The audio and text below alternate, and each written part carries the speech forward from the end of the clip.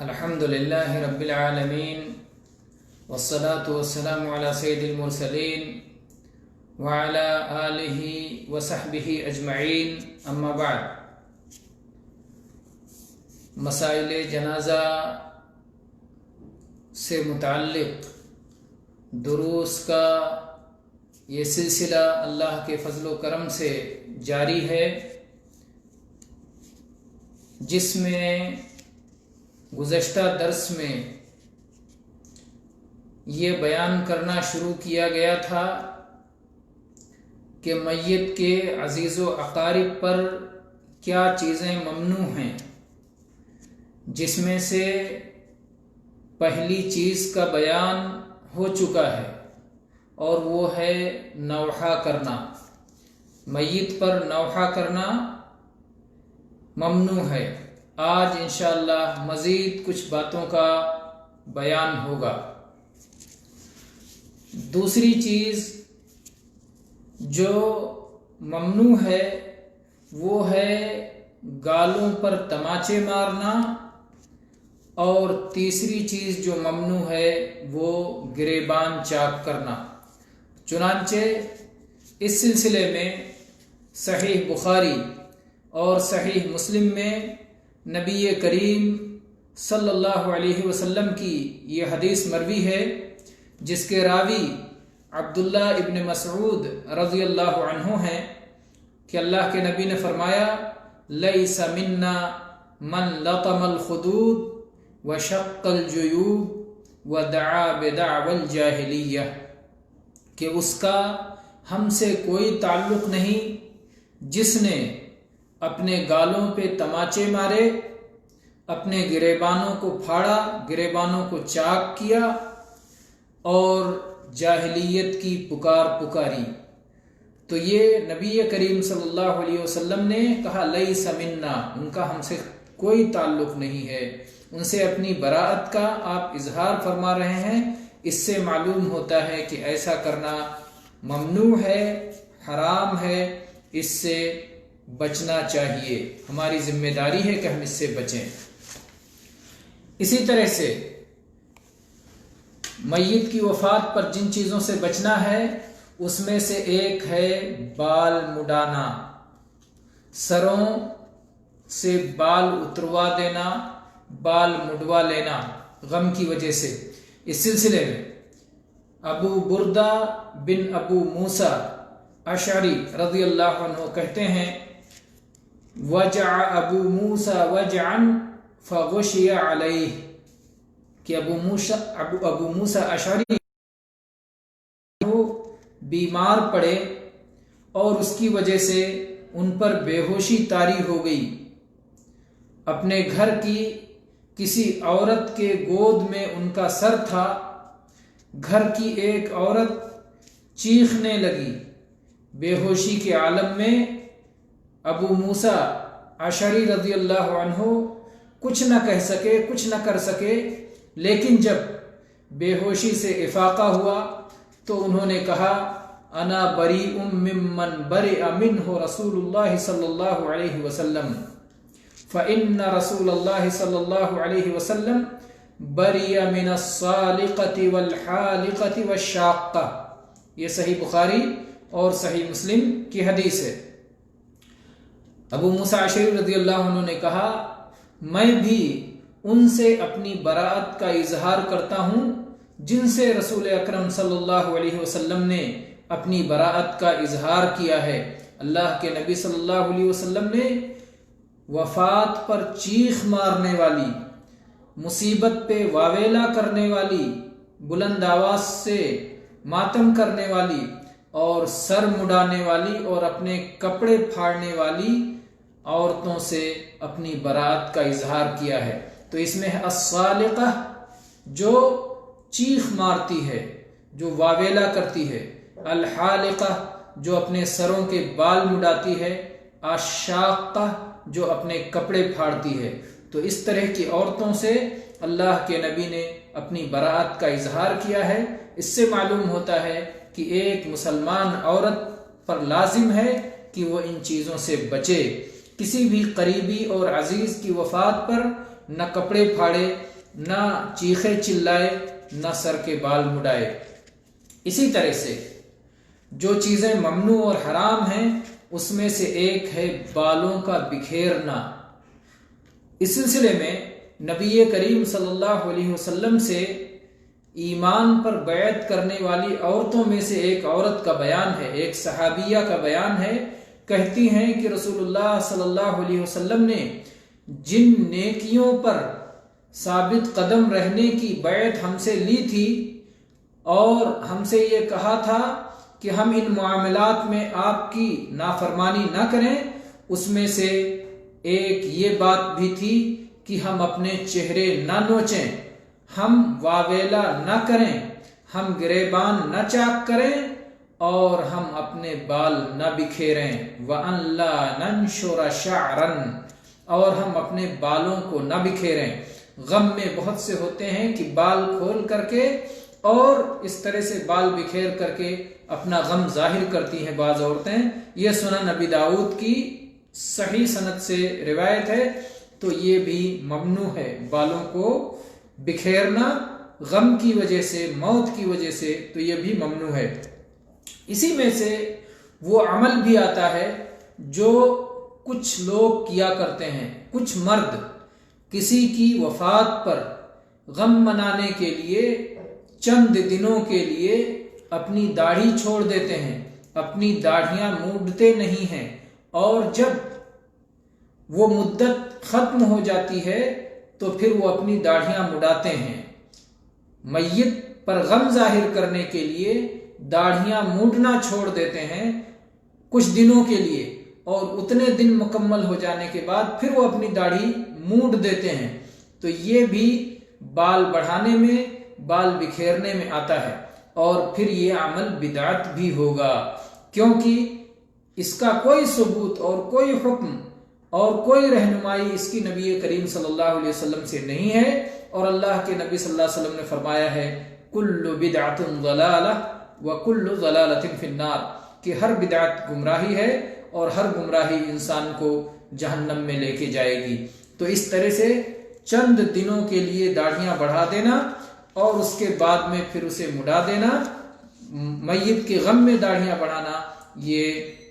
ممنوع طریقے میں سے ہے، شرعی طریقہ نہیں ہے، غیر شرعی طریقہ ہے۔ میں اسلام کا حکم یہ ہے کہ ہمیشہ اس کو چھوڑ دیا جائے اس کی اپنی حالت پر،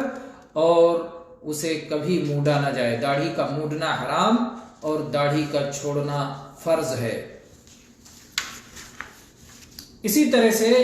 ممنوع چیزوں میں سے ہے کہ میت کی وفات کا جاہلیت کے انداز پر اعلانات کرنا۔ جس طرح سے جاہلیت میں لوگ وفات کے بعد اس طرح سے اعلان کرتے تھے میت کی بڑائی کر کے، اور یہ سمجھتے تھے کہ میت کے شایان شان اس کی وفات کا اعلان ہونا چاہیے، تو یہ بھی ممنوع ہے، اسے نعی کہا جاتا ہے۔ چنانچہ اس سلسلے میں حذیفہ ابن الیمان رضی اللہ عنہ کی حدیث ہے جو سنن ترمذی میں مروی ہے، اور امام ترمذی نے جسے حسن قرار دیا ہے، اور سنن ابن ماجہ میں بھی ہے، مسند احمد میں بھی ہے، کہ حذیفہ ابن یمان رضی اللہ عنہ کے بارے میں بات ہے، کان اذا مات له المیت قال لا تؤذنوا به احدا انی اخاف ان یکون نعیا۔ وہ ان کی جب کسی میت کی وفات ہو جاتی تو وہ کہتے اس کی اطلاع کسی کو نہیں دینا، مجھے خوف ہے کہ کہیں یہ نعی نہ ہو جائے۔ انی سمعت رسول اللہ صلی اللہ علیہ وسلم ینہا عن النعی، میں نے رسول اللہ صلی اللہ علیہ وسلم کو سنا ہے کہ آپ نے نعی سے منع فرمایا ہے، آپ نعی سے روکا کرتے تھے۔ نعی کے جواز کے تعلق سے احادیث موجود ہیں، صحیح احادیث موجود ہیں، جن سے معلوم ہوتا ہے کہ وفات کی اطلاع دینا، وفات کی خبر دینا جائز ہے۔ اس سے معلوم ہوتا ہے کہ جس نعی سے نبی کریم صلی اللہ علیہ وسلم نے روکا ہے وہ جاہلیت کے انداز کی نعی ہے، کہ جس میں میت کی بیجا تعریف کر کے اور میت کی بڑائی کر کے گھروں گھروں پہ جا کر، دروازوں پہ جا کے، بازاروں پہ جا کے میت کے شایان شان یہ سمجھا جائے کہ جتنا بڑا عظیم میت تھا اسی کے شایان شان اس کی موت کا اعلان بھی ہونا چاہیے۔ تو اگر اس طرح کا تصور ہے تو یہ تصور باطل ہے اور اس طرح کا نعی ممنوع ہے۔ البتہ صرف وفات کی خبر دینا تاکہ لوگ حاضر ہوں اور جنازے میں شرکت کریں تو اس طرح کا اعلان جائز ہے، اگر جاہلیت کا انداز نہ پایا جائے، اور بلکہ اس کے غسل دینے کے لیے، اسے کفن دینے کے لیے، اس پر جنازہ پڑھنے کے لیے اگر لوگوں کی ضرورت ہو تو اس طرح کی اطلاع ہونا چاہیے۔ چنانچہ اس سلسلے میں صحیح بخاری اور صحیح مسلم میں ابو ہریرہ رضی اللہ عنہ کی حدیث ہے کہ ان رسول اللہ صلی اللہ علیہ وسلم نعى النجاشی فی اليوم الذي مات فيه خرج الى المصلى فصف بهم وكبر اربعا، کہ رسول اللہ صلی اللہ علیہ وسلم نے اپنے صحابہ کو اسی دن نجاشی کے موت کی خبر دی جس دن اس کی وفات ہوئی تھی۔ آپ مصلی کی طرف نکلے اور آپ نے صحابہ کی صف بندی کی اور 4 تکبیروں کے ساتھ آپ نے صلاۃ جنازہ پڑھائی۔ تو اس سے معلوم ہوتا ہے کہ وفات کی اطلاع دی جا سکتی ہے، البتہ اللہ کے نبی صلی اللہ علیہ وسلم نے جس اطلاع سے روکا ہے وہ جاہلیت کے انداز کی اطلاع ہے۔ اسی طرح سے وہ حدیث بھی وفات کے اطلاع دینے کے جواز کی دلیل بن سکتی ہے جو انس رضی اللہ عنہ سے صحیح بخاری میں آئی ہے، اور جس پر امام بخاری رحمہ اللہ نے باب قائم کیا ہے، باب الرجل ينعى الى اہل المیت بنفسه، کہ کوئی شخص میت کے گھر والوں کو از خود اس کے وفات کی اطلاع دے۔ حدیث کیا ہے؟ حدیث یہ ہے کہ اللہ کے نبی نے فرمایا اخذ الرأیۃ زید فاصیب ثم اخذ جعفر فاصیب ثم اخذها عبد الله بن رواحہ فاصیب وان عینی رسول اللہ صلی اللہ علیہ وسلم لتذرفان ثم اخذها خالد بن الولید من غیر امرۃ ففتح له۔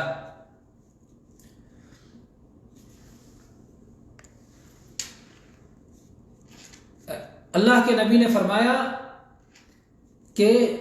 زید نے پرچم اٹھایا، زید نے جھنڈا لیا اور وہ شہید کر دیے گئے۔ پھر جعفر رضی اللہ عنہ نے پرچم اٹھایا، پھر وہ شہید کر دیے گئے۔ پھر عبداللہ ابن رواحہ رضی اللہ عنہ نے پرچم اٹھایا، پھر وہ شہید کر دیے گئے۔ رسول اللہ صلی اللہ علیہ وسلم موت کی یہ خبریں دے رہے تھے اور آپ کی آنکھوں سے آنسو جاری تھا، آپ کی آنکھیں اشک بار تھیں، اور اس کے بعد آپ نے فرمایا کہ کسی مشورہ کے بغیر خالد ابن ولید نے رضی اللہ عنہ نے اپنے ہاتھوں میں پرچم اٹھایا اور اللہ تبارک و تعالیٰ نے ان کے ہاتھوں پر فتح عطا فرمائی۔ اس میں آپ دیکھ رہے ہیں کہ اللہ کے نبی کریم صلی اللہ علیہ وسلم نے ایک کے بعد ایک مسلمان امیروں جو جنگ میں جو اپنے ہاتھ میں پرچم لیے ہوئے تھے ان کی شہادت کی اور ان کی موت کی خبر دی۔ تو اس سے معلوم ہوتا ہے کہ ہر طرح کا نعی اور ہر طرح کے موت کی اطلاع ممنوع نہیں ہے، بلکہ جاہلیت کے لوگ جس طرح سے کیا کرتے تھے اور جس طرح سے کسی کی موت کی خبر دینے کے لیے گھروں گھروں پہ، دروازوں پہ لوگوں کو بھیج کر کے میت کے شایان شان اعلان کا اہتمام کرتے تھے، اس طرح کا نعی ممنوع ہے۔ اسی طرح سے یہ بات بھی جائز ہے کہ جو شخص کسی کی وفات کی خبر دے تو وہ لوگوں سے کہے کہ میت کے لیے بخشش کی دعا کریں۔ اس سلسلے میں ابو قتادہ رضی اللہ عنہ کی حدیث ہے کہ بعث رسول الله صلى الله عليه وسلم جيش الأمراء فقال عليكم زيد بن حارثة فإن أصيب زيد فجعفر بن أبي طالب فإن أصيب جعفر فعبد الله بن رواحة الأنصاري فوثب جعفر فقال بأبي أنت وأمي يا رسول الله ما كنت أرهب أن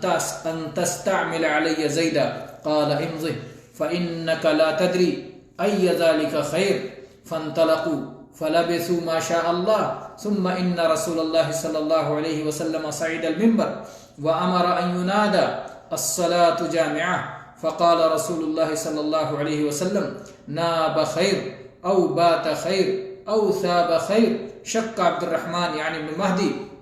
ألا أخبركم عن جيشكم هذا الغازي إنهم انطلقوا فلقوا العدو فأصيب زيد شهيدا فاستغفروا له فاستغفر له الناس ثم أخذ اللواء جعفر بن أبي طالب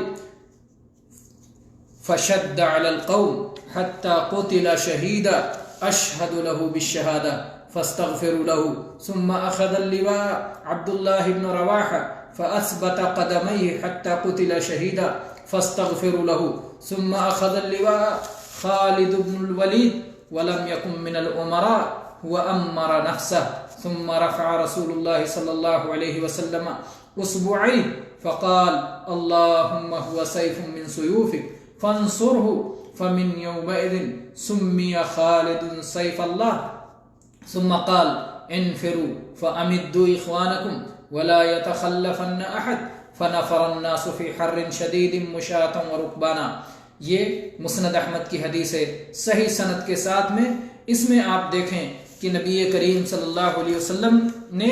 صحابہ کرام کی وفات کی اور شہادت کی خبریں دی اور ساتھ میں آپ نے یہ بھی کہا کہ ان کے لیے استغفار کرو, ان کے لیے بخشش کی دعا کرو. تو اس میں آپ الفاظ یہ دیکھیں کہ اللہ کے نبی نے فرمایا فَأُصِيبَ زَيْدٌ شَهِيدًا فَاسْتَغْفِرُوا لَهُ, زید کی شہادت ہو گئی ان کے لیے استغفار کرو. فَاسْتَغْفَرَ لَهُ النَّاسِ, تو لوگوں نے ان کے لیے استغفار کیا. تو اس سے معلوم ہوتا ہے کہ کسی کی وفات کی خبر دیتے ہوئے استغفار کا مطالبہ بھی کرنا جائز ہے. تو بہرحال یہ آج کے درس کا خلاصہ یہ ہوا کہ میت پر نوحہ کرنا, گریبان چاک کرنا, گالوں پر تماچے مارنا, سر مڈانا یا بال کو پھیلانا, بالوں کو کھول کر کے بکھیرنا یا داڑھی بڑھا لینا یا غلط انداز میں جاہلیت کے طور پر نعی کرنا, یہ سب ممنوع چیزیں ہیں. اور جائز چیزوں میں سے ہے کہ میت کی وفات کی اطلاع دینا اور اطلاع دیتے ہوئے لوگوں سے استغفار کا اور میت کے لیے بخشش طلب کرنے کا سوال کرنا اور میت کے لیے بخشش طلب کرنے کے لیے کہنا, دعا کے لیے کہنا, یہ جائز امور میں سے ہے. ھذا والحمد للہ رب العالمین وصلی اللہ علی نبینا وسلم.